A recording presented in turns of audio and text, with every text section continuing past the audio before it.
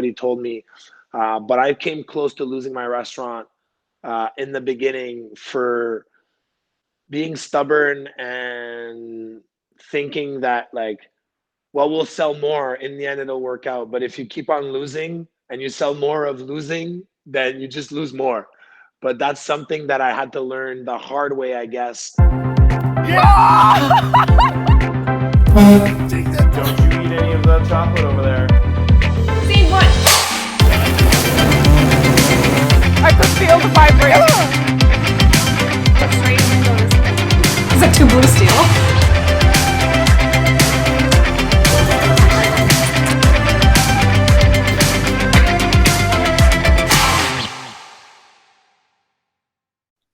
Okay, no pressure. You tell me this is your first podcast, and that really shocks me. Does it? Yeah, well, because you do a lot. I always say no to everything. I know it sounds not. I don't know. I'm not really social. Like I am in real, like in person. I was gonna say you are in person. I am in person, but like I guess on social, if what you want to call it that, I guess less. Yep. No, that makes perfect sense. Where are you right now? That background is incredible. This is my living room. Shut the front door. I didn't realize you were home. Yeah, that's Oh my God. Did what does Adam do that? Yeah. I only know about him from you, by the way. Yeah, it's funny because so the story behind this was, I guess, the beginnings of Osheaga when it was a lot smaller. It became, I think this year or last year would have been my 11th year. And so we started with like basically a barbecue and like 50 people. And it went to like, a crazy food stations, thousands of people. But it grew obviously like the festival. But one year, what is like Adam, who's actually Adam, but what is Adam but Adam? That's all I know him as, yeah. Yeah, exactly. That's his name, Adam. So, but anyways, they were basically live painting, doing this while we were cooking because it was a lot smaller. We had a smaller tent. We were closer to them, and it was just like for the 2 days of the festival, they would, and it's on two like 8 by 6 foot or something like that. It's on plywood. And so it's two big sheets of plywood. And at the end of the event, I'm like, what are you guys doing with the artwork? Like in my head, I'm like, this is amazing, And they're like, oh, well, it's just, I don't know. We're just going to leave it here. I mean, they're too big to bring home. And I guess for them, it's just another day at the office kind of thing. So I took it, I put it on my wall. And when I moved, I was like, anyway, so it's just a wall in my living room. But it's got a great story to it, and when people walk in, they're like, "Whoa, okay." So yeah, it's good. It's like a mural you would see like in an alley or outside somewhere. It's very exactly. Cool. Yeah, I love it. And there's that big oyster there. Like, yeah, it's cool. It's cool. That's so cool. Okay, so what I'm doing is I do this project here called Turo Buzz where I live, and I had been doing these live shows that were focused around basically just the area. Like we talked to people about their businesses or what they were doing here, but I wanted to do something that went a little further geographically than just where I'm at, because I know a lot of really cool people who've done cool stuff in their life. So I really wanted to kind of utilize that. So I've given myself a goal of doing 10 of these interviews, which I'm breaking up into a podcast or a video channel. And then I'm going to look at kind of releasing it. And of course, I had to reach out to you to talk to you about this. Yeah, no, well, thanks for reaching out. And like I said, I say no to everything. So more power to you, I guess. But mostly, like, I don't know, you've always really supported me in my career and always really, you know what I mean? Like, you've always been, hey-oh. But you know what I mean? Hey, you know what I mean? Like, just like you've always been really supportive. And I know a lot of times it's just, I don't really want to talk about stuff. Like, I don't know. I'm also not really super internet savvy. And I'm kind of like, I'm consciously decoupling from the internet as much as I possibly can. I love that. And I don't blame you. Yeah, I like even growing up, my mom was like, this is like in the end of the 80s, 90s, like computers are going to be huge. You've got to get into it. I would take lessons. Okay.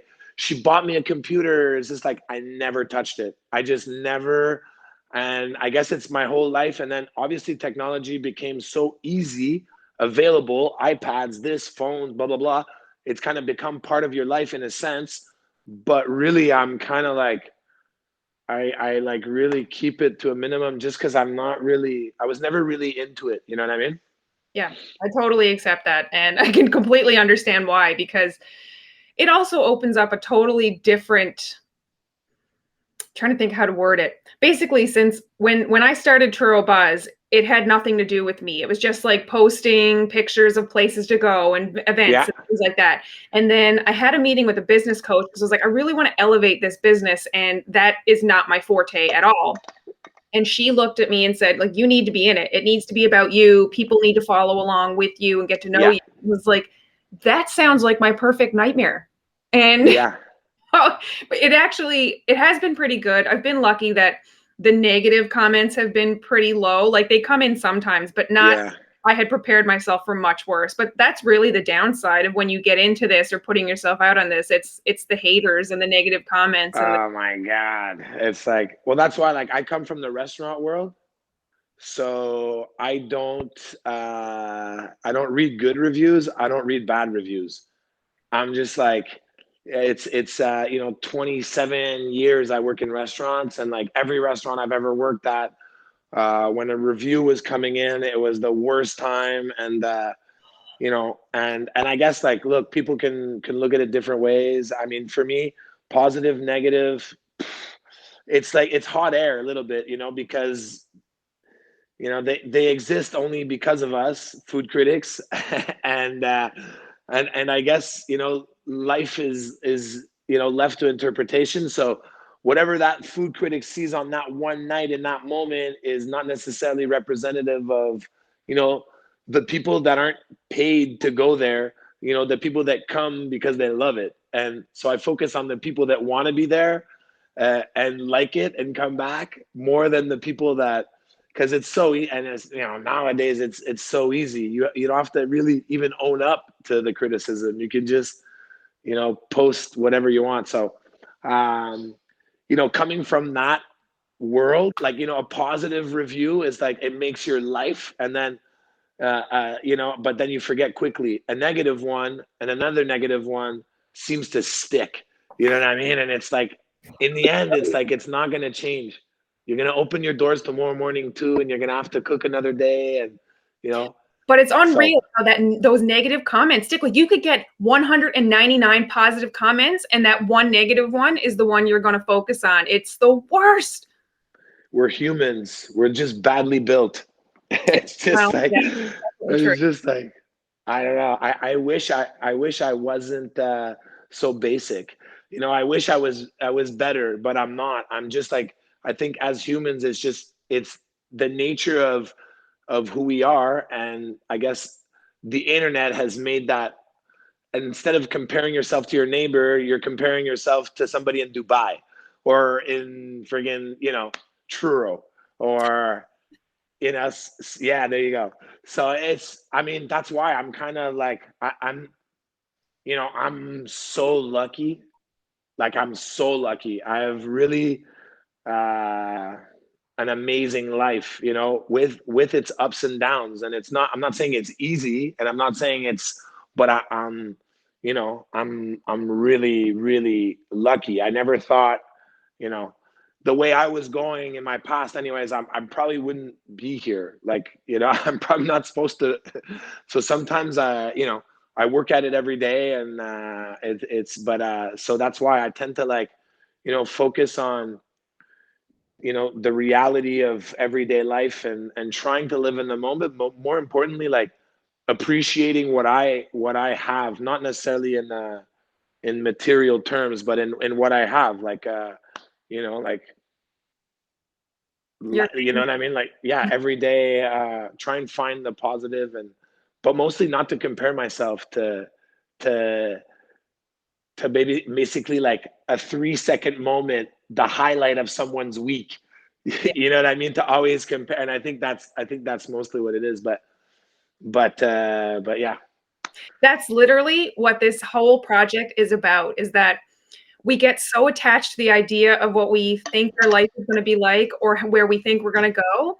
And that is not how it works out. And it hasn't yeah, been that way for me by a long shot. So I've been reaching out to people who I feel have that similar kind of path where it's like, well, I thought I was going somewhere with life, but that's not where I ended up. But I've done a bunch of cool stuff on the way. And I want to tell people about that to give them an insight about, life might not take you where you think it's going to, but that can lead to cool pathways you never thought you'd get to. So basically my whole life.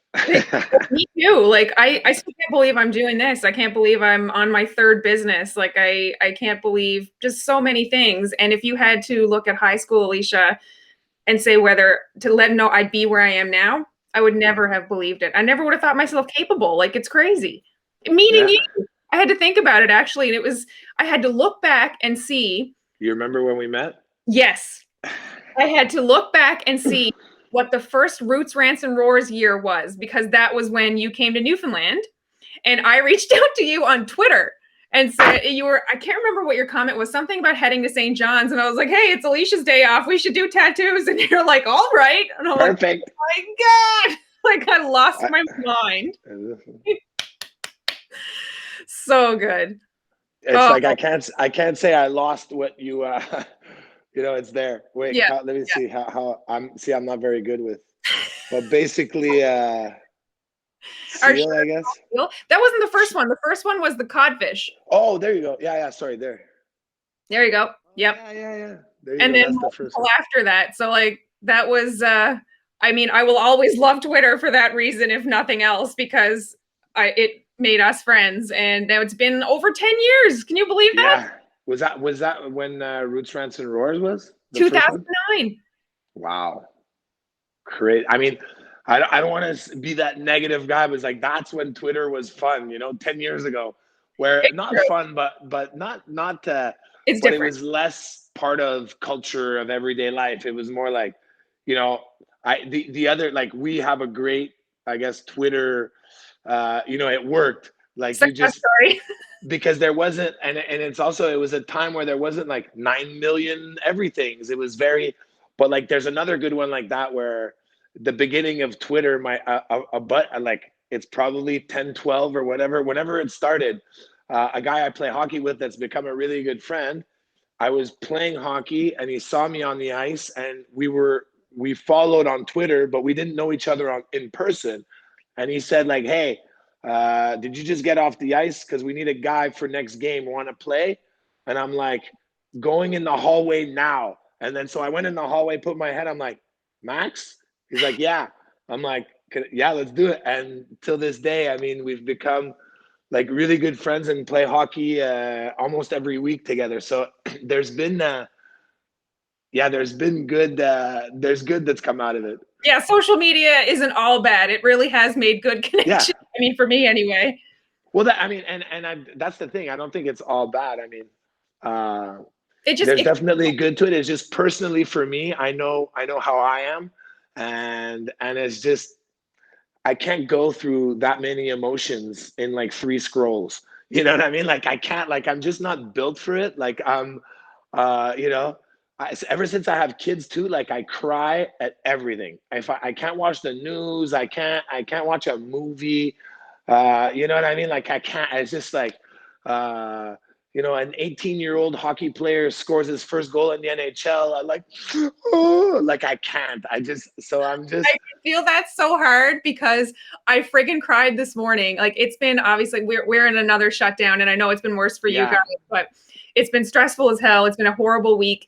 And yesterday, because today is Star Wars Day, May the 4th, I have a friend in Truro who's 6'9" with an actual Wookiee suit. So I put on a Princess Leia costume, and he went out and we took photos to post for today. Nice.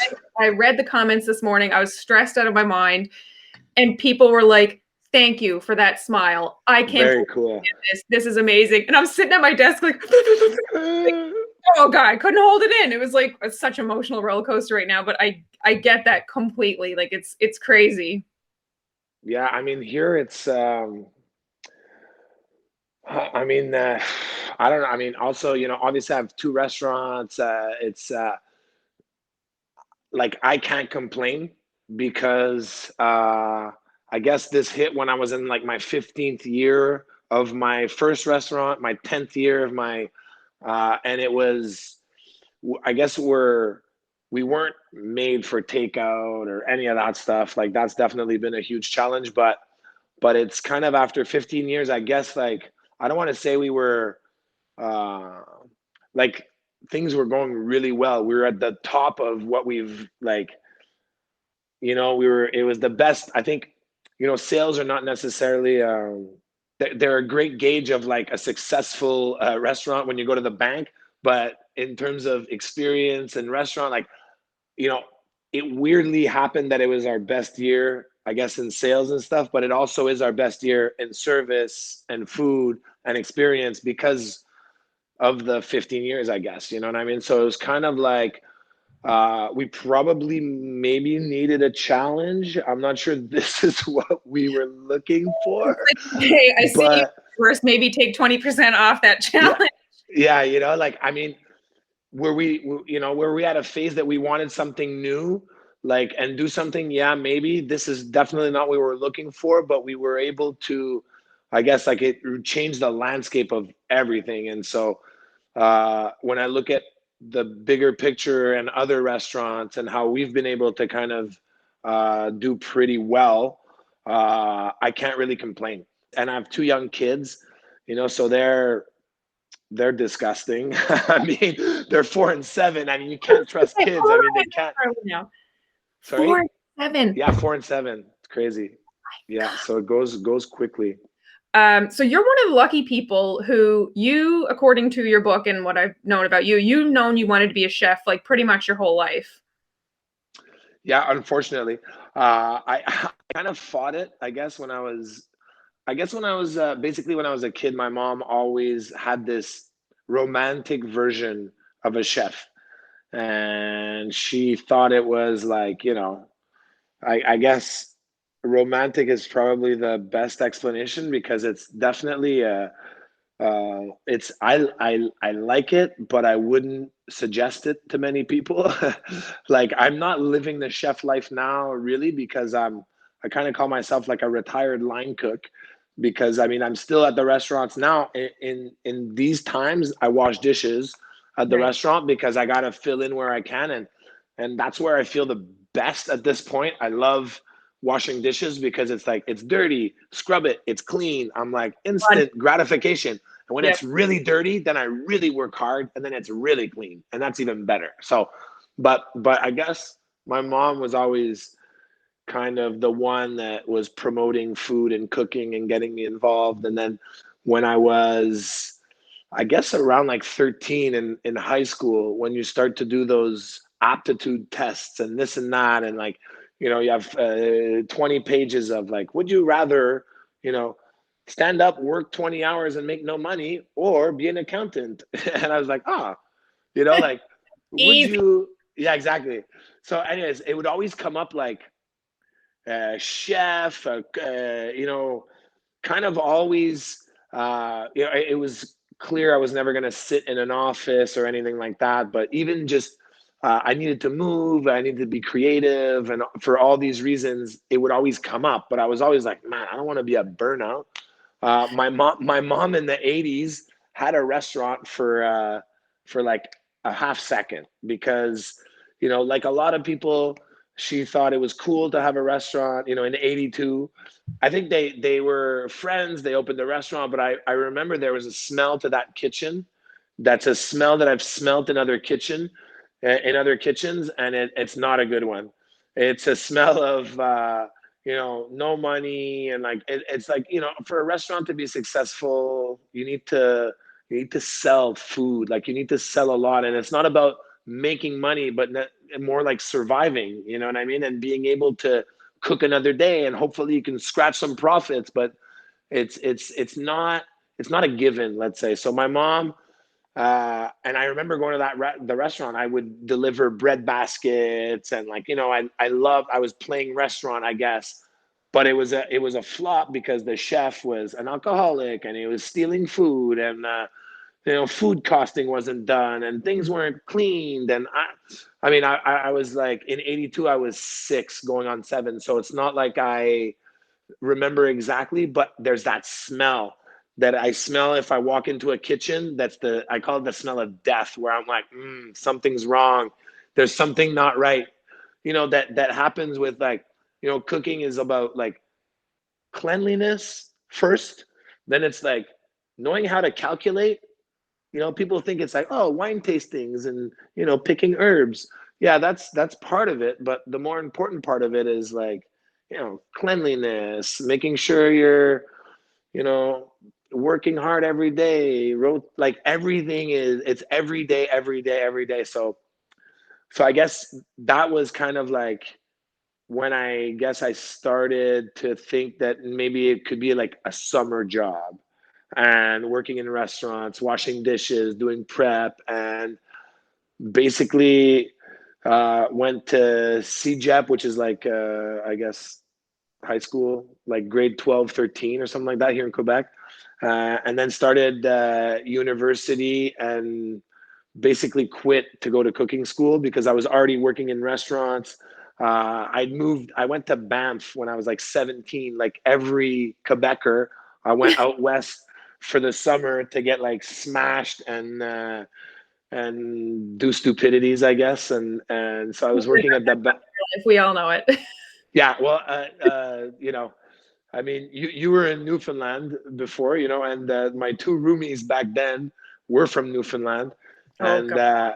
yeah, it was just like the first day I walked in, I was like, oh man, this is gonna be amazing. Like it was just a shit show the whole time. It was just like, but I was 17, I was away from home for the first time, like not at summer camp, you know what I mean? Like I was like, and I remember I was a bus boy. My grandfather got me a job as a bus boy, and I would work like 5 a.m. to noon, then noon to 5, I'd be off, then 5 to 10 at night. It was like crazy. I loved every second of it. Um, we were partying, we were hanging out, but like I remember the chefs, they lived in a separate staff accommodation that was like top notch. And like the head guy had a hot tub, and it was always the best parties. And I'm like, what the hell's up with these guys? You know what I mean? Like, and I was like 17, I was a busboy, but I noticed, and I wanted to have that, and so basically it was when I came back, I started working in restaurants again as a busboy, but by the time I was like 20, I was already in kitchens, I guess, 19, 20. I was working in kitchens. And so I worked kind of front of house a little bit. I did some dishwashing gigs. Like once I started getting into wanting to be in a kitchen, I didn't really care what job it was, as long as it was, and and yeah, and that's it. I kind of, I guess, never really looked back. I mean, look, I the time that I started working in kitchens was like a gray area, I guess. It wasn't cool. Nobody aspired to work in a kitchen. It was all shady people. Like it doesn't matter, even if you have a needle in your arm, but as long as you're showing up, because it's a shit job. Like it's like the unless you love it, you know what I mean? Like if you don't love it, it's like if you need money, but you're fringe. And this, I'm talking like 30 years ago almost, where like there was a lot more fringe than there is today. Like because we've evolved as people, but like it was always like, I don't want to say always drug addicts, but like a lot of like, out of jail. It wasn't diverse at all. It was all dudes that were like hard AF. And it was like, I fit right in because of my own addictions and problems, and it was kind of even celebrated. And so it was just like, and I used to work hard because, but I loved it, and I made no money. I had no respect. I had like, it was just bottom, but I loved it. I don't know how to explain it. I would get like hit and yelled at and burned. And like, now that I think about it, I'm like, man, I have kids like that. They're like, oh, do you want your kids to cook? I'm like, hell no. I hope they really find a good job. But I mean, if they love it, of course, whatever you love. But I loved it. But I was also like, partying all the time, and so I guess, and young people today, I feel like even in my kitchens, the people that work in my kitchens are younger and way more diverse, and we have a melting pot of everything. Uh, they have a better life, I think, in terms of like at 21 when I was working, I didn't have a quality of life, but I didn't think I should have, because I was like, I'm 21, I'm starting, I don't know anything, I'm at the bottom, I don't deserve. And it maybe not deserve is maybe not the right word, but it's more like, Way up yet.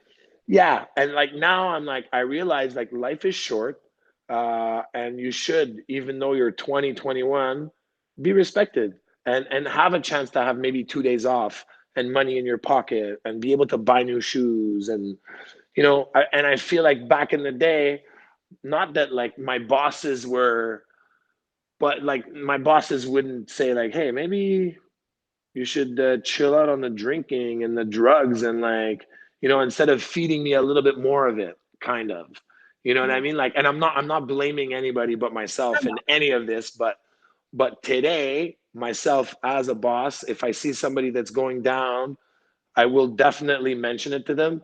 And a lot of times it's not something people want to hear. Like, hey man, you might have a drinking problem, but not really my business, I guess. Like, everybody's got their own life to live, but at least if I think I see something and I speak from experience, that maybe that person, maybe if it's 2 years, 3 years down the line where they're like, oh man, they wake up wasted, no money, and like, stitches, was at the hospital. Like, they might say like, oh man, I remember Chuck said like, I have a drinking problem, you know? Oh yeah, maybe he was right, Right. and it's like, it's kind of like, for me, that's like, May 1st, it was 14 years, no booze and no like hard drugs, like, which I can't even explain which ones, because it was everything that was there. And so, but I guess that's it. It's like, it's someone, there's people that told me along the way.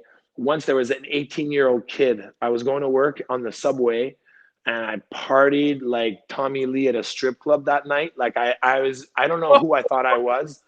You know what I mean? Like, I literally, like, I probably like wasted like $600, and this is like 20 years ago, on like beer and buying shots and just thinking I'm basically Tommy Lee, you know?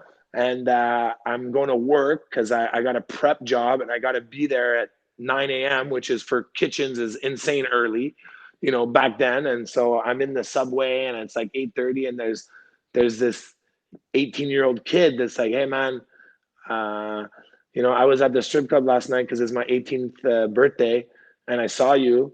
I just want to tell you that you're an alcoholic, because my uncle's an alcoholic, and he acts exactly like you. And like in them, I was like so hungover. I didn't sleep. I probably smelled like garbage. I was just like, instead of like being mad or whatever, I was just like, oh man, that was rough. Like, that kid who I've never met saw me at probably like my worst, which probably at the time I thought was my best. And so I was just like, I think about this guy. You know what I mean? Like, I don't know his name. I don't like, but I think about this guy a lot. So if I can kind of be that guy, for certain people, then, you know, and so that's the coming back to like, yeah, I think even though you're young and you may not have experience, I'm not saying you're going to get the best salary, the company car, but you should at least have a minimum of respect and quality of life. You know what I mean? Like, 20 years ago, quality of life was like, what are you talking about? You're young, shut up, work hard, blah, blah, blah. And I'm not saying that they shouldn't shut up and work hard, but they deserve maybe better quality of life. Like, now what we know of life, man, life's a bitch. Like, I don't know what to say. It's like, Yeah, then 40 hours a week job for grinding away for somebody else. Like, there's such a focus now on people. Do something that you have a passion for, like pursue something that doesn't feel like work as much. Don't just grind away for a paycheck 40 plus hours a week for like, you know, that's not all there is to life. Yeah, and you know, if I look at my career, I mean, for 20 years I did exactly that, you know, nose to the grind, day in, day out. I used to work sometimes 50 days in a row, and I wanted to because I had no money, nowhere to go. I didn't want to stay at my apartment because I was late on rent, so I'd have to avoid people. It's just like today, I obviously my life is completely different. It's changed for, you know, a million reasons. Obviously, I changed the way I live my life, but I've also, you know, I've also been pretty lucky, been probably at the right place at the right time for certain things, and then hard work. You know, luck is also a lot of hard work. Like you get lucky when you show up. You Yep. get lucky when you, I guess, put yourself out there in terms not necessarily in the public, but just like in terms of life. Like so, you know, I was really a motivated kid. Like when I was young, I was, you know, in my early teens, like every weekend I had a business. If it was a car wash, if it was like the beginning when recycling just started, I used to have in the apartment building where my parents live. It's like a weird, it was built for the Olympics in '67, and it's like a weird building, but recycling was just like the new thing. I was like 12 years old or something, you know, and I was like, if I gather all your newspapers, I'll get enough and they'll come and recycle, you know, as back then it wasn't like you didn't have a bin, they'd have to come and pick up like I think it was a ton of paper and they would pay $120 or something for a ton of but anyways, the fact is like I was always super motivated, super wanted to do all these, and then like, you know, drugs, alcohol, and all that kind of got in the way. But I guess when I stopped drinking and using hard drugs, that and I did stuff, you know, I did open a restaurant, I did like, but I don't think I was as focused, I guess, if you will, and I know I wasn't as focused, but so for the past 14 years, I can say that, you know, yeah, there's luck, but there's a lot of hard work, and there's mostly kind of being part of taking part in life Right. more than just kind of like so. But you know, now I mean, I think it's 11 years ago I did this show called Chuck's Day Off, which was on Food Network. You know, back then we did 52 episodes in like 2 years or whatever, and we were, you know, I was done. I was like, we don't have. It was a real show in a real restaurant, and you know, the people that we were inviting at one point after 52 episodes in those 2 years, I didn't have any other suppliers. I didn't have any other people, so we were like getting thin, and it was my first TV job ever. And it was, we were at 52 episodes and we stopped because we thought, hey, we'll stop for, you know, 6 months and then we'll pick it up again. And the Right. TV world, the landscape in that year and a half changed to like more competition, more and less food, you know, I guess less how-to cooking. And Mhm. but that definitely launched something where, yeah, I got more out of the kitchen.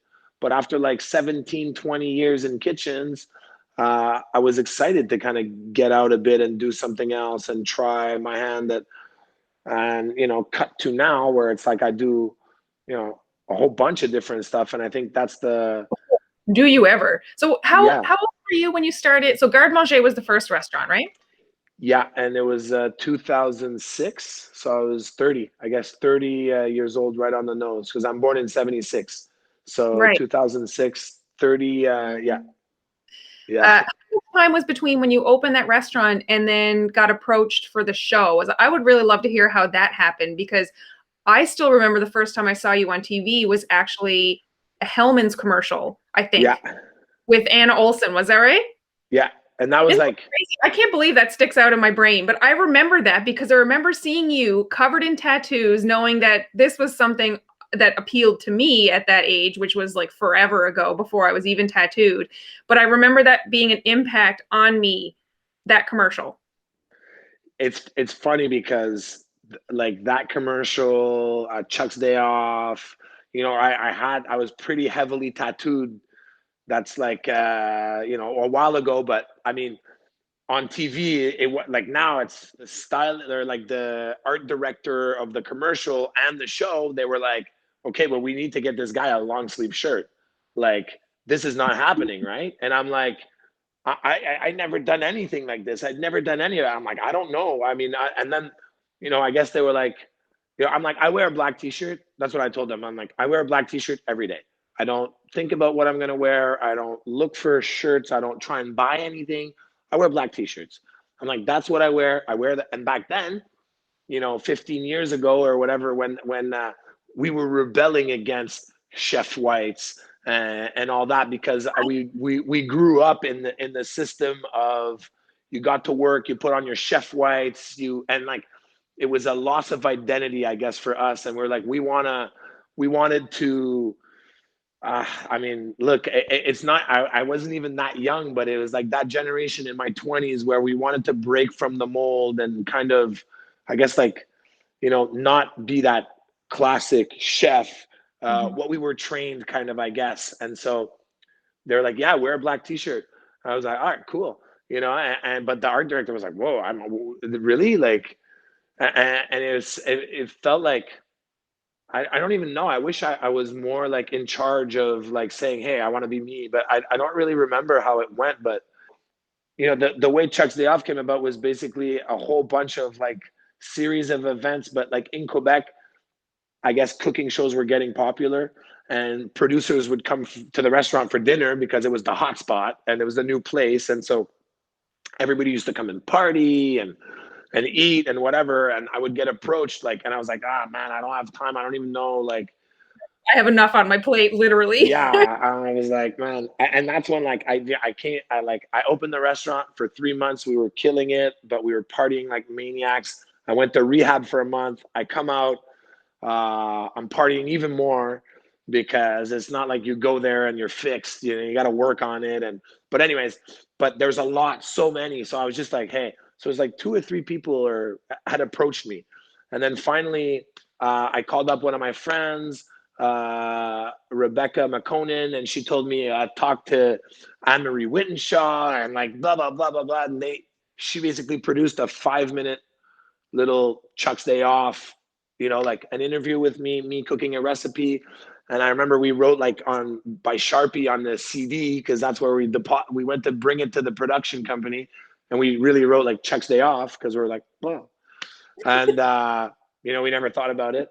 And then I guess it took almost like a year and a half to 2 years. So I guess the restaurant opened in 2006, and we shot 2009 is Chuck's Day Off. So it was like 3 years after the restaurant opened, where and that changed my life again, because I guess I was more recognized, and I was still a line cook mentality of like FTW everything and blah, blah, blah. And like, so I had to, like, why is this guy looking at me? What's going on? And or like, I was used to it at the restaurant, let's say in the kitchen, but then I would get somebody to say, go to table 6 and ask this guy what his problem is.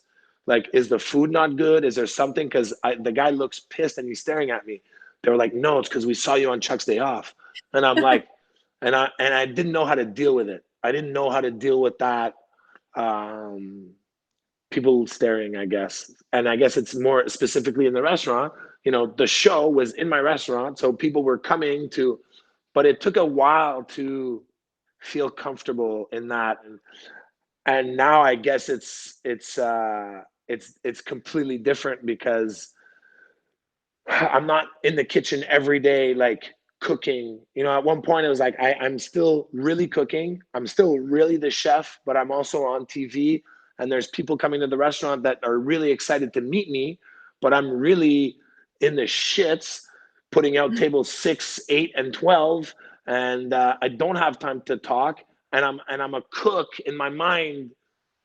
So I'm like, the food comes before everything else, and I don't have time. It was just very confusing time for myself to understand how to live with.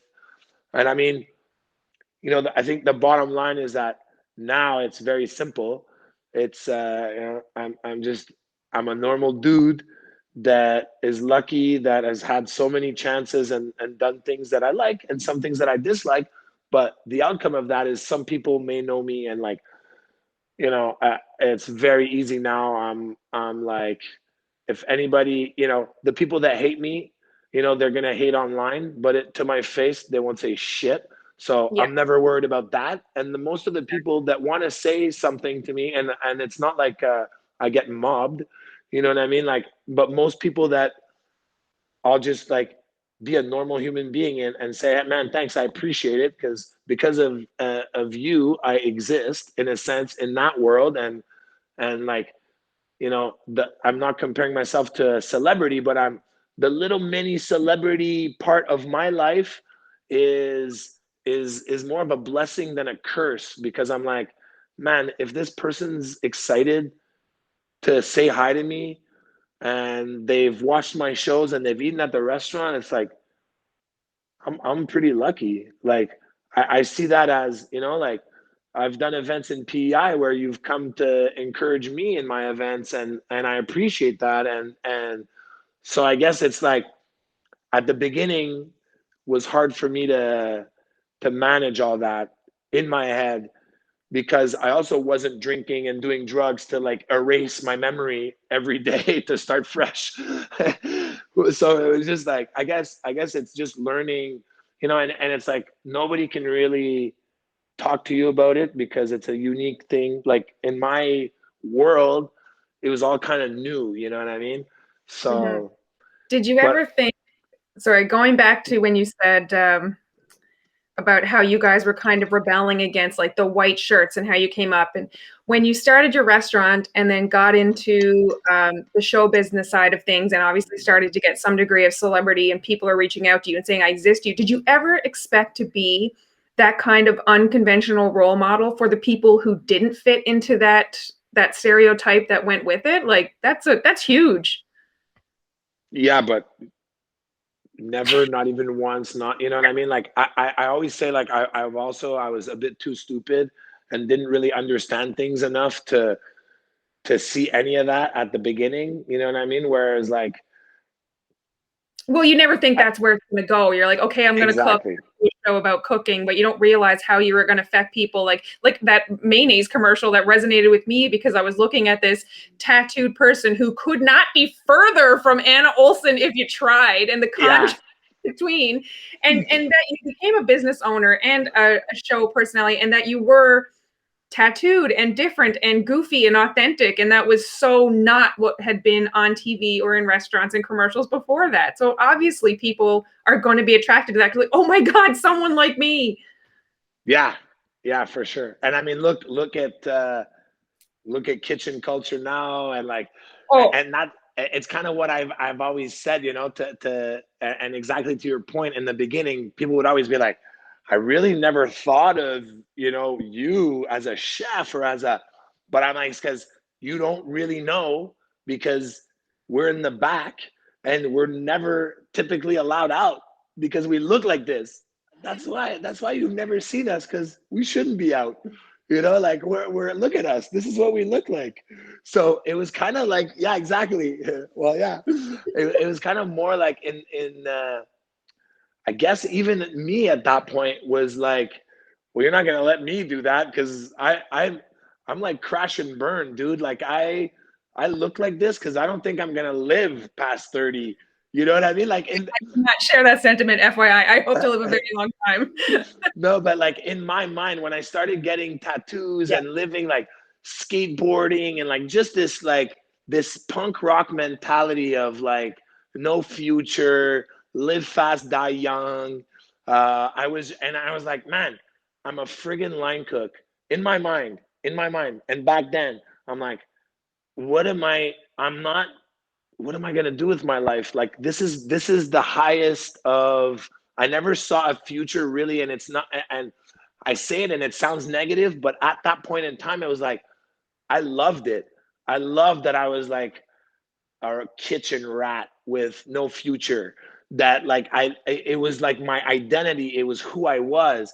And then when like I stopped freaking getting high all the time, like on extremely potent drugs and alcohol and just like ruining, you know, I guess I was like, whoa, wait a minute. I'm like, what the hell?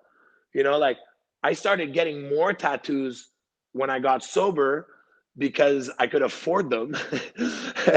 And before that was more of like a rebellion of like, yeah, let's, and it's not that I regretted it at all. I love all the ones that, like, you know, this one that says bacon that's got a chunk taken out because I had handcuffs that night, Oh, because yeah, that's what happens when, like, you know, you like, you do drugs and drink, like those are the consequences. But like, I love this one, like, because it reminds me, it's like, I guess the shift in culture where I guess tattoos were, you it know, was like for in, the underbelly, kind of. kind of. And so like in restaurants and kitchens, it was like a lot of guys, and I say guys because, Yeah. like, back in the day, I never worked with anybody else but guys that were hard and that had tattoos. Like, it wasn't a shrimp and a friggin', you know, lemon meringue pie. It was like tattoos, like freaking, you know, the typical spider Spider web, you know, like that Yeah. kind of, like, more like, you know. And so I guess collectively, as like an industry back then, like, there was no Twitter, there was no books, there was no Instagram, there was no restaurant review besides like the one critic in the newspaper that did. And so yeah, we had tattoos of like carrots because we were like, you know, that we're cooks and this is hilarious and we love it and that's our, you know. But we never thought it would become mainstream, I guess, in a sense. And that, and I, you know, a whole bunch of industries that would be like that, but I guess they were more friend, like BMX and skateboarding. And so, I guess it's like, at that moment, yeah, like you said, it was just, to me, I was like, well, we're finally, you know, I don't know any chefs at that point. I didn't really work for any chefs that wear whites and a hat and that were tight like that, because at that point I'm like, I know what I like and I know what I don't like. And what I hated about food, and I still hate about food, is this division of class, or this, you know, you could turn a carrot into anything, you know what I mean? And it doesn't have to be snooty or high end or low end or anything. It's like food should connect and be more, on a level playing field than, you know, trying to gentrify food. Sometimes I find it annoys me, you know, to, you know, because, you know, that's what I don't like. I hate going to a restaurant where I don't feel comfortable, and that, like, you know, I just don't like the experience. I'm not saying it shouldn't exist or people don't have a right to like it. I'm just, my point of view on it is, it's like, it's something we all do. Like, we gotta do this. You know, it's not like I can decide not to eat, or, you know, we all, so let's make it more, I guess, like, yeah. So it's know what you mean, because I say that people will say to me, like, well, I just don't enjoy food the way you do. I'm like, why not? You have to eat it. You might as well eat things you yeah, like or enjoy it or take joy out of it. Like, it blows my mind when people don't get excited about, like, I'll eat supper at night thinking, oh my God, I can't wait for breakfast tomorrow. yeah. Tomorrow And yeah. I'm gonna make a stellar breakfast sandwich and I can't wait. Yeah, and I'm right there with you on that for Facebook sure. actually told me early on when Facebook, I started getting between the analytics of behind Facebook and how it works. Yeah. It tells you what it tells you what your interests are based on what you're doing. And my number one interest above tattooing and everything else was eating. It wasn't even food. My number one interest was Eating. eating. I died laughing. But it's true. Like, as soon as I book a plane ticket, I'm booking reservations right after Yeah, that of for where. course, of course, of course. And yeah, and I guess, and that's the good, and also the, you know, the good and the bad of, like, you know, the world being so connected, I guess, is, you know, the good is that you know what restaurant you're going to go to, and you probably can see the menu and you've heard about it and this and that. um but the bad of it is that, you know, the restaurant in advance, you can make a rest, you know. It's like, it's a trade-off, you know. And that's kind of like the, that's the thing with restaurants. I'm the same way, you know. When I travel, I know that I'm going to go to but I also love when I go to the place that I wanted to and then realize, oh man, there's another 30 places I didn't know of that are also amazing. And so yeah, so I think that's it for me. Food is connecting more than disconnecting. You know, like there was like a phase of deconstructed food. I'm like, that's why we make it. It's constructed, you know, like, and I understand and I realize it's like music, it's like tattooing, it's like freaking everything. There's different styles, there's different schools of thought. They're all good. You know what I mean? Because that's what makes diversity and not what, you know, but Oh, for me, like I'll go and try one of those restaurants, maybe, but it won't be I'm more of a comforty and like you know, like kind of, you know, not overcomplicate life. Like it's already so complicated. You know what I mean? Like so. I'm glad you brought that up because one thing I had made a note of was the incredible shift between that culture and what chef culture is now. Because the more I spent time I have a few clients that are chefs and talking about their industry and exactly that when they came up, it was like if someone sent something back, it's like, oh my God, what can I do to make it better? And now it's like, what? No, that doesn't happen. Like the shift between the client is always right, I guess, and now you're there to eat this chef's food, and if you don't like it, there's something wrong with you. That's got to be a really crazy transition to have seen in your career to have that kind of shift. Yeah, it's and it's also, I mean, I think it's culturally it's the same shift, right? It's like people, like if you're coming and you're asking me, like, you know, the menu's there, choose from the menu. Obviously, we want to make people happy. Like, I mean, we want people to have fun and enjoy, and I think most of us are willing to kind of, you know, accommodate. But like, oh, can I have the steak with the sauce from this and that? And it's like, no, it's like, you know, you don't decide everything, and that's like, and that's, there's a certain clientele that's not used to not getting everything all the time, and I'm not saying, once again, that we don't want to, you know, I respect somebody coming to drop $400 like on dinner, like I'm going to, and that's it. We want to give you the best service, the best food, but it's also, this is how we do it, and that's why you're here.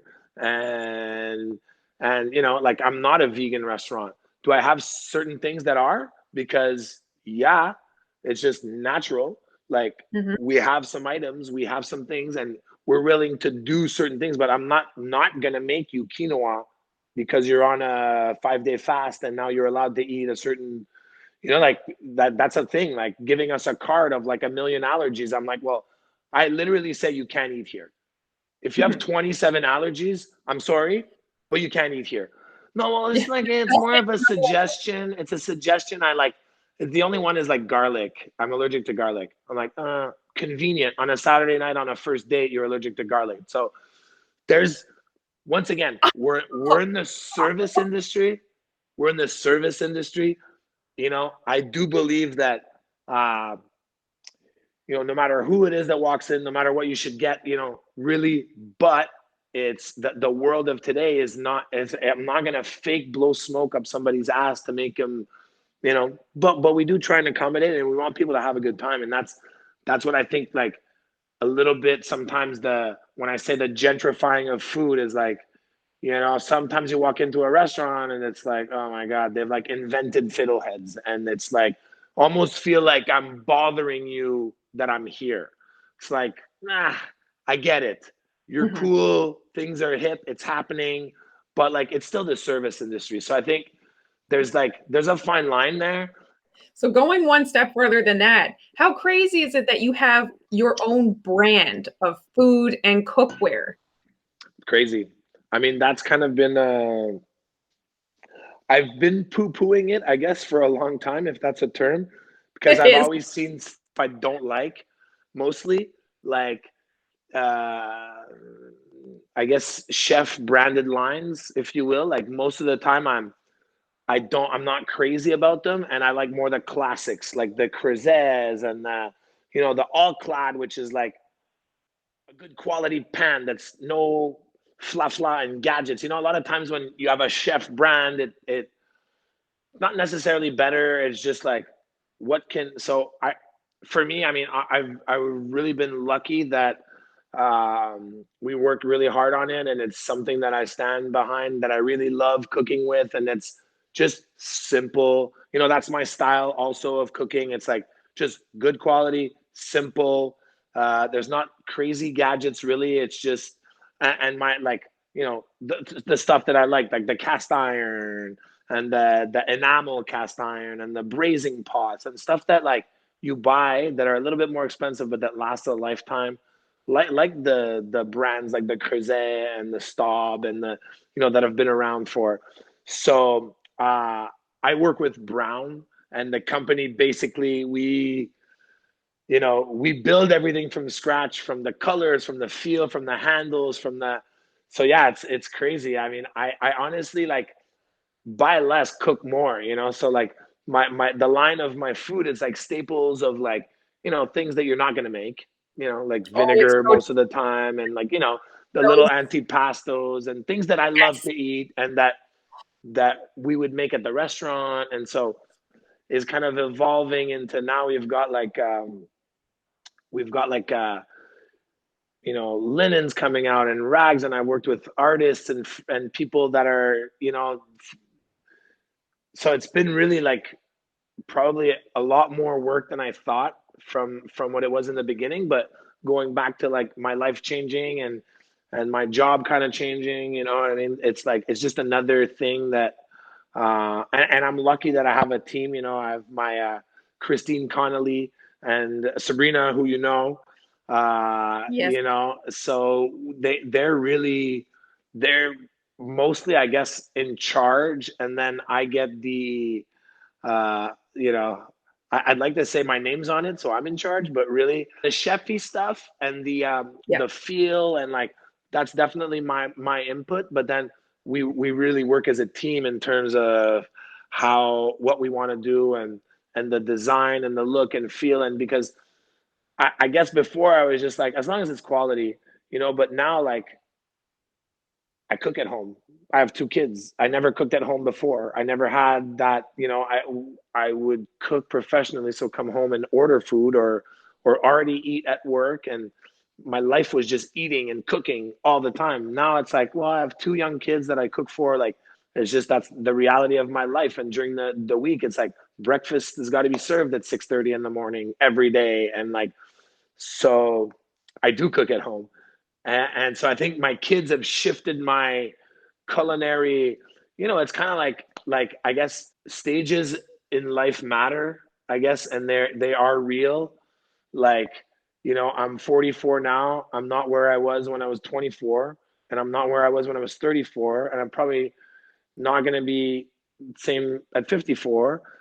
They all have their ups and downs, but that's kind of where I'm at now. So naturally, it feels comfortable to have kitchen rags and at home pots and pans. Whereas, 7 years ago, 10 years ago, when I was doing a lot more TV, let's say, and people were proposing stuff, I was very standoffish because I've never cooked in a like people ask me, what's your turkey recipe? I'm like, I don't know. That's like my mom, dude. Like I never cooked a turkey, like a full turkey. Like I know I can do it, but now for the past 7 years, having two kids, this, that, yeah, I do that now, and I know what I like at home. So that's kind of been, so it's kind of been, there's a whole team like Marc Andre, who's like my graphic, like he does everything with me since we were like in grade 8 or something. You know what I mean? Every sticker I've ever put out, every logo, every video,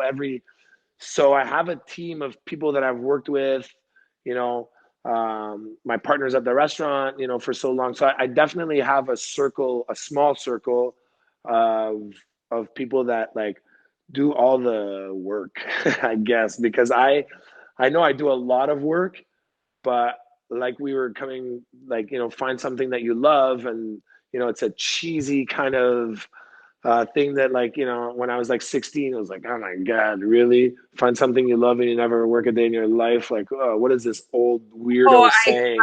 I mean, yes, you can work more, but it's still work, and there are still bad days that you have to drag yourself into. Exactly.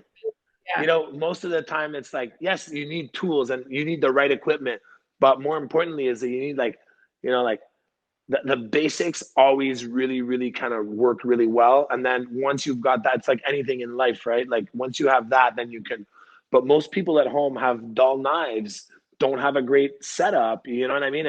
And cooking becomes complicated, or a little bit, you know. So I try and tell people that, like, you know, like you said, some people that don't enjoy doing it. Well, you know, I also, when I get groceries, obviously I'm from the cooking world, right? So I get my stuff in, I mise en place, I get it all ready, I set it up. So I'm like, sometimes I'm making most of my stuff in the morning when the kids are not there, and I'm making a soup for dinner at 8:30 in the morning, but it's because I got to plan my day that way. And so, yeah, I'm having fun doing it because it's not last minute, but it's like you got to plan, right? You got to, so from the cooking world, that's all we do.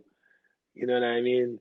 That's all we think about when you're in a restaurant, is like your station and what you need and how you're going to prep it and how to be ready. So I guess I bring that at home, and so I do a lot of testing of my stuff and my, you know. So it's been a lot of work. There's been ups and downs. There's been, but in general, I and this, it's not a, you know, they probably don't want to hear this, but at first I was scared when the cooking line came out because I thought I was going to have to like excuse myself and say like, but it's been the complete opposite. You know what I mean? It's really been the complete opposite. And like, yeah, there's a couple misses. You know, it was my first time, and some things I thought maybe would work and they don't. So it's been I guess it's been you know, the evolution of my life in terms of work, and where, you know, I started in kitchens, washing dishes, prepping food, and, you know, and now I'm, you know, well, now I'm still washing dishes, but I know myself. I just can't do everything, you know. I That's can't. And there's stuff that like I know I'm not going to wake up feeling excited about it, and like, that's an important boundary to have. yeah, because you know, like, cut to 10 years ago, it wasn't the same, and I was working a lot in the US and doing shows everywhere and all over the world, and like, it was great. It was, and I thought like, oh man, you're traveling, you're this, you should love this. But I liked it, but I always feel like it's getting better somehow. I don't know. I totally agree. Yeah. Yeah. Every year I feel like life is just better, and I'm very excited for what's coming next. Yeah. Well, I think everybody is, because hopefully we'll get back to a little bit of, it's definitely coming. I haven't been to Montreal in 2 years, and that has been, well, going on 10 years. I've been there at least twice a year, every Yeah. year until last year, and it's killing me. You know, I can only see, especially like, I think just people are going to be really excited to just do regular things that we couldn't do. So for my industry, I'm hoping it's going to be really good.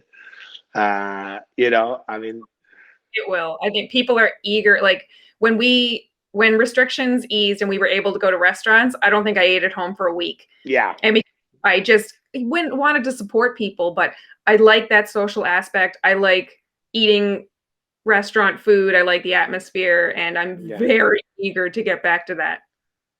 Well, come to Montreal when. I'll tell you, as soon as those cross-border restrictions end in the country, I am there. Don't even worry about it. Amazing. Tattoos and restaurants for everybody. Amazing. I don't want to keep you too much longer, but I do want to run a few rapid fire questions by you. Yeah, go ahead. What is your favorite snack? Probably like French fries is probably like at the top, but like in terms of like snacks, like probably like cashews right now. You know, obviously things evolve and things change in life, but like the one consistent thing that I will eat, if it's 3-star Michelin or bottom of the barrel, if you have fries on your menu, I'm gonna have them. I don't have that at home ever. It's not something that you, and I just, there's something about fried potatoes, but like Fries. Yeah. now my real go-to is cashews, and another thing, it's called Midday Squares, and it's made here in Montreal, and it's basically a healthy Reese's peanut butter cup. Holy, So yeah, it's I'll anyway, okay, well, do this. Send me your address and I'll ship you some Chuck Hughes stuff, and I'll put some yeah, and I'll put some Midday yeah, Squares in there. It's a company from Montreal. It's like it's got all the buzzwords, like, which I right. rarely focus on because I'm like, it's not a meal replacement, but it's like when you need like a little something, but like that eating like a whole chocolate bar is probably not a good idea. And this is yeah, but this is it. It's like it's not fake. There's no fake to it. It's all real, but it's just and it's got a layer of chocolate on top that makes it feel it's just satisfying. But Oh, you're so yeah, I'm telling you. And so that's my real go-to. And it's a company from Montreal. I mean, that makes this, and I mean, they're gonna take over the world for sure. Once you try it, you'll see what I'm talking about. I can't wait. I'm going to be checking the mail every day Yeah. after for that package. What do you think is one of the most important mistakes that you've made in business? Important mistakes. I mean, I've got a lot of qualities in the restaurant business. There's a lot of things that I think I'm pretty good at, but there's certain things that I'm really bad at, and numbers is probably top of the list. And unfortunately, cooking is all numbers. And my cooking school teachers told me, everybody told me, but I came close to losing my restaurant in the beginning for being stubborn and thinking that, like, well, we'll sell more, in the end it'll work out. But if you keep on losing and you sell more of losing, then you just lose more. But that's something that I had to learn the hard way, I guess. And once that switch was made, things were pretty good. But I think that's the hardest and biggest one, where a couple times in the 15 years, really in the beginning, where I guess I was really excited that people were coming and that they were loving our place, and that it was like a misplaced generosity, where I think I always added a little bit too much, always added a little bit more, always did, and would promote things that I thought made us special, but in the end, on an accounting side of things, we're really killing our business. And so thinking that if we didn't do those things, people wouldn't come back. And so it was really kind of like, and now today, I mean, things are a lot different, but that's the biggest mistake I've ever done. Who inspires you? Who inspires me? That's a good question. I guess I guess I'm inspired by uh, a lot of people that I meet in everyday life that probably don't think they inspire people. Even now I'm on a show that was really my idea from the get-go, and it's called Chuck and the First People's Kitchen, where I really travel to different communities and hunt, fish, craft with with indigenous people. I even went to the Arctic with Inuit people. But like basically, my thought was like, you know, uh, in the chef world, we talk about farm to table, nose to tail, using the whole animal. We have a lot of buzzwords, that we tend to use, which are not all necessarily 100% true. And speaking for myself, really, I'm in a small restaurant in Montreal with limited space. Like, I'm not bringing in whole carcasses. It happens once in a while that we'll get a half something or a small pig but it's still not. I didn't hunt it. I didn't fish it. I didn't. And so I guess there was that side of me where it's like, even as chefs, as much as we want to use the whole animal, we're using whatever's given to us. So I was kind of interested in that side of, like, you know, learning about from Canada's Indigenous, because I had no idea. So it's kind of at a time where I was like, man, I should discover that, because I have no clue. And there was a lot of people that I met along the way, some chefs that, like, yeah, they're indigenous, and a lot of them cook bush meat and stuff that I'm not allowed to cook in restaurants, because it's no restaurants are allowed to serve like real wild. And like, so there was a whole bunch of little things that were lining up, and this show, and So a lot of the times I'm inspired by the people that I'm meeting, obviously, because they take me under their wing for 3 or 4 days, show me, not necessarily how to hunt and fish or to gather or to pick, but also uh, different things that, were done thousands of years ago that are really the old school version of modern things that we have today. And just, I'm a lot of the times I'm inspired by that strength and resilience, and mostly like the ingenuity of like, making buckets out of tree bark to collect sap, like, maple syrup, was done like that with like no metal or tools, or all with wood. It's And so it's all these things that I'm like, man, look at us today with everything that we have, with all the, and still sometimes we can't figure it out.